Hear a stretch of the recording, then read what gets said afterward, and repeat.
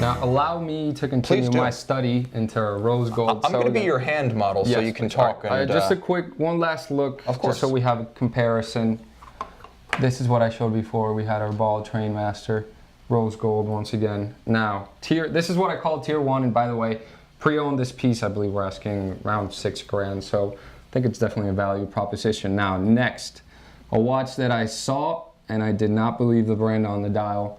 Not that I have anything particularly against UN, but I don't consider myself a person who would usually, you know, be attracted to UN pieces. A lot of times they're bombastic, if you will.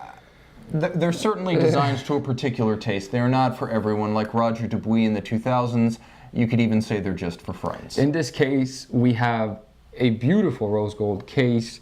Not quite as red. I would say the ball that we had here was more red gold. This is definitely more, it's a rosier tone.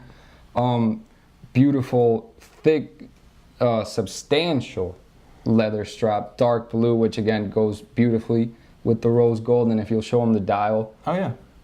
Guilloche dial, applied rose gold, dart hour indices. I mean, this guy's a stunner. It's a really nice watch, and the plus-minus time zone complication is one of the most practical in all of the watch industry. For travelers, it's great because you've got a date that can be driven forward or backwards past midnight from either side when you're traveling. And this combination of the grand date and the plus-minus adjuster is something they've been doing really well since the mid-1990s.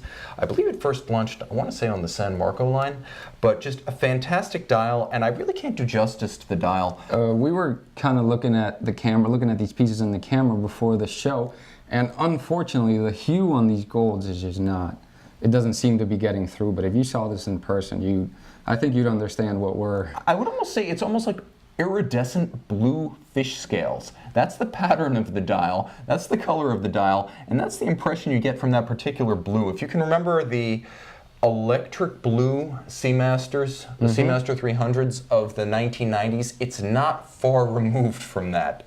It's a very metallic, reactive blue. I want to also jump out a question, since we are talking about Rolex tonight. Tim, what are your thoughts on the Oysterquartz line? Well, made from 1977 to about 2001. I like them because A, they're rare. We're talking about 25,000 pieces. That includes the Oysterquartz Datejust and Oysterquartz Day-Date. Again, Rolex today makes close to 1 million pieces a year, and it's never made less than a few 100,000 during that period. So you're talking essentially an extreme rarity. Also, people haven't always respected them, Raph. So they're not out there as much, There's been attrition, so the numbers have been culled. Finally, you're talking about one of the best and most serviceable quartz calibers ever created in terms of precision, durability, engineering, even over-engineering. There's stuff in there that ordinarily, I would say just your average corner watchmaker would never play with, like the trimmer feature that you can use to compensate for quartz drift over the life of the watch. So I love them. They're rare.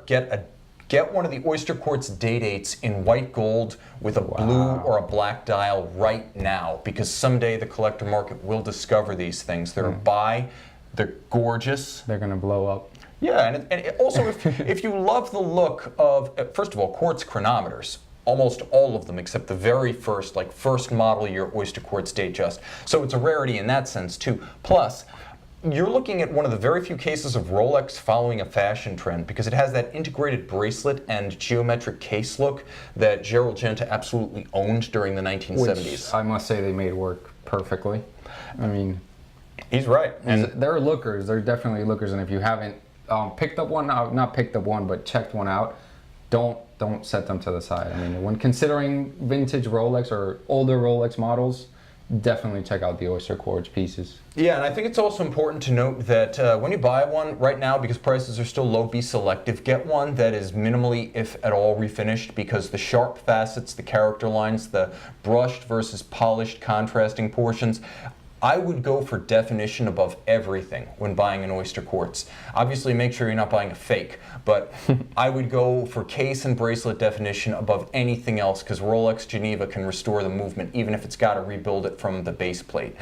The case and the bracelet can never completely be reconstituted, so go for definition of case and bracelet. Can never put that metal back on the case. Once it's gone, it's gone. That's true, and the other thing is it's a unique bracelet that's specific to the model, and it's kind of all of a piece. It's a module, bracelet, case, and The two shall never be separated.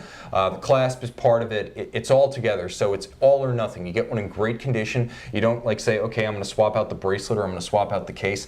The parts aren't out there.